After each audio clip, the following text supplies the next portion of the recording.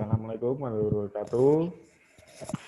Di sini dan teman-teman, saya ingin mempresentasikan hasil diskusi tentang analisis teknik lari sprint biomekanika olahraga yang beranggotakan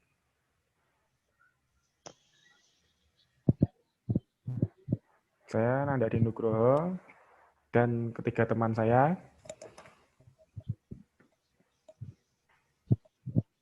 Saya Arsunutra Pamungkas. Saya Afitalia Khairun Nikmah. Saya Firmansyah Setu Nugroho.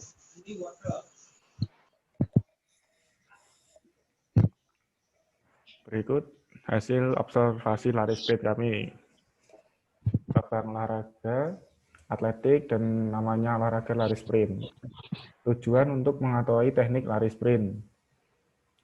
Lari jarak pendek atau sprint adalah salah satu jenis lari yang dilakukan dengan kekuatan dan kecepatan penuh sepanjang garis lintasan dari start hingga finish, di mana pemenangnya ditentukan berdasarkan catatan waktu yang paling singkat.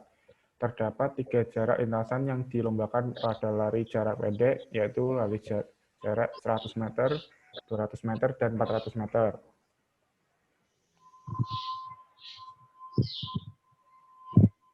Hal-hal dasar yang harus diketahui pelari jarak pendek adalah sebagai berikut. Yang pertama, tubuh sedikit condong ke depan saat berlari. Kedua lengan sedikit fleksi 90 derajat dan diayunkan searah dengan gerakan saat berlari. Yang kedua, otot-otot bagian depan dan kedua lengan tetap dalam keadaan rileks.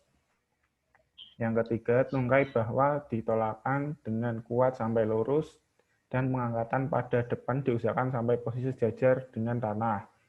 Yang keempat, pinggang tetap dalam posisi ketinggian yang sama selama berlari.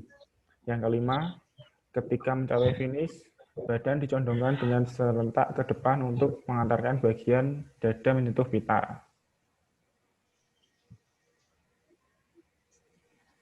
Ada pula teknik start lari jarak pendek. Start adalah suatu persiapan awal seorang pelari sebelum melakukan gerakan berlari. Tujuan utama dari start dalam lari jarak pendek adalah menghasilkan pola lari cepat. Ada beberapa teknik start. Yang pertama, start pendek atau bound start. Kaki kiri di depan dan lutut kaki kanan diletakkan di sebelah kaki kiri sekitar 1 kepal. Kedua tangan diletakkan di belakang garis start dengan jari-jari rapat dan ibu jari terpisah. Yang kedua, start menengah atau medium start. Kaki kiri di depan, lutut kaki kanan diletakkan di sebelah tumit, kaki kiri jaraknya sekitar 1 kepal. Kedua tangan diletakkan di belakang garis start dengan 4 jari rapat, ibu jari terpisah. Yang ketiga, start panjang atau long start. Kaki kiri diletakkan di depan lutut, kaki kanan di belakang kaki kiri, jaraknya sekitar 1 kepal. Kedua tangan diletakkan di belakang garis start dengan jari-jari rapat dan ibu jari terpisah. Berikutnya akan dijelaskan oleh teman saya. Langkah-langkah teknik start lari jarak pendek, yaitu dijelaskan berdasarkan aba-aba sebagai berikut. Yang pertama, aba-aba bersedia. Setelah starter memberikan aba-aba bersedia, maka pelari akan menempatkan kedua kakinya menyentuh blok depan dan belakang. Kemudian lutut kaki belakang diletakkan di tanah, terpisah selebar bahu. Jari-jari tangan membentuk V, terbalik, dan kepala dalam keadaan datar dengan punggung. Sedangkan mata tetap menatap lurus ke bawah, seperti terlihat di foto yang ada di slide.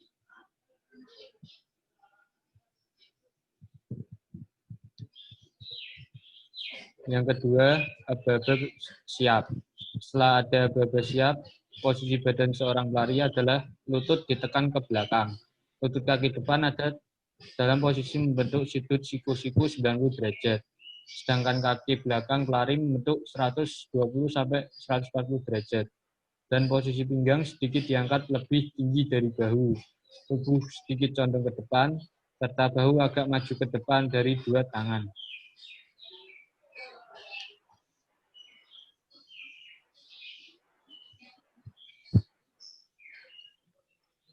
Yang ketiga, aba-aba ya.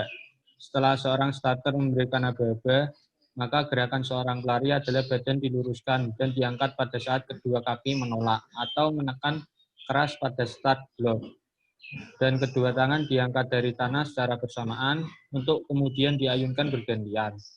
Kaki belakang mendorong lebih kuat, dorongan kaki depan sedikit demi sedikit, namun tidak lama. Kaki belakang diayunkan ke depan dengan cepat, sedangkan badan condong ke depan. Lutut dan pinggang diluruskan penuh pada saat akhir dorongan.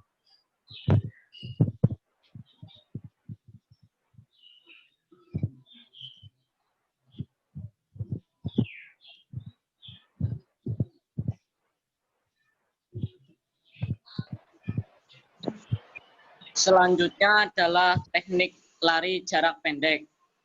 Terdapat 2 tahap dalam berlari cepat, yaitu fase topang, bertujuan untuk memperkecil hambatan saat menyentuh tanah dan memaksimalkan dorongan ke depan. Fase topang terdiri dari topang depan dan topang dorong. Adapun tekniknya adalah sebagai berikut.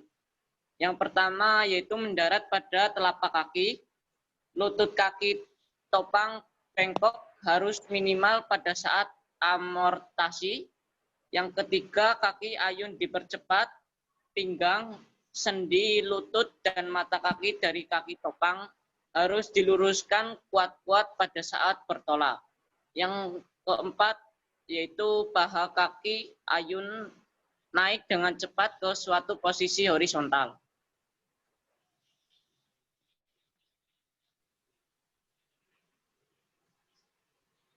Yang kedua yaitu fase laying.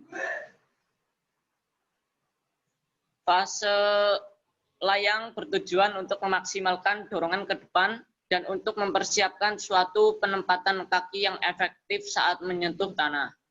Adapun tekniknya adalah sebagai berikut. Yang pertama adalah mendarat pada telapak kaki. Selanjutnya lutut kaki topang bengkok harus minimal pada saat amortasi. Yang ketiga, kaki ayun dipercepat, pinggang, sendi lutut, dan mata kaki dari kaki topang harus diluruskan kuat-kuat pada saat bertolak. Yang keempat yaitu paha kaki ayun naik dengan cepat ke suatu posisi horizontal.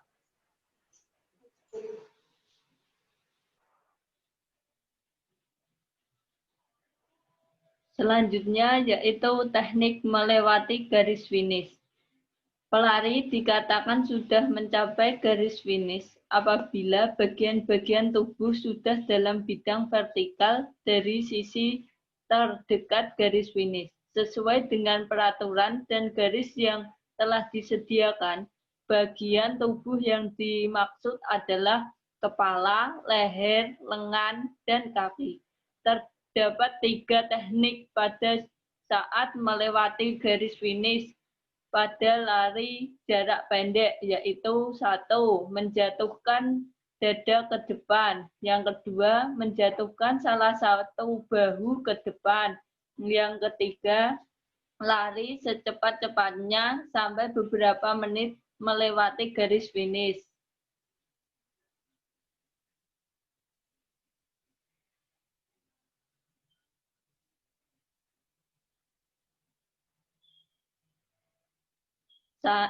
Saran, berolahragalah dengan gerakan yang efektif atau dengan gerakan yang benar.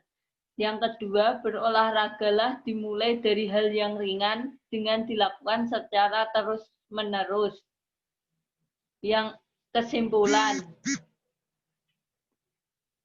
lari jarak pendek atau lari sprint adalah salah satu jenis lari yang dilakukan dengan kekuatan dan kecepatan penuh sepanjang garis lintasan dari start ke finish, di mana pemenang ditentukan berdasarkan catatan waktu yang paling singkat. Teknik lari sprint dibagi menjadi 3, yaitu start, lari, dan finish. Start adalah suatu persiapan awal seorang pelari sebelum melakukan gerakan berlari. Tujuan utama dari start dalam lari jarak pendek adalah mengoptimalkan pola lari cepat. lari dibagi menjadi dua fase, yaitu fase topang dan melayang.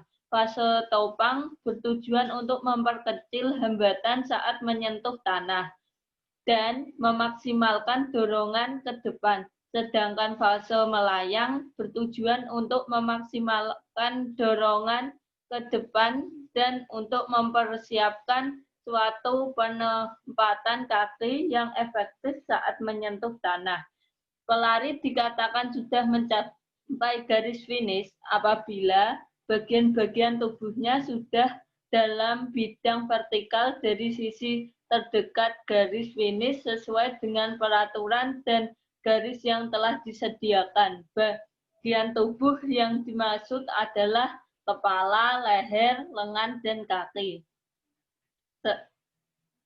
Selesai, saya kembalikan kepada moderator.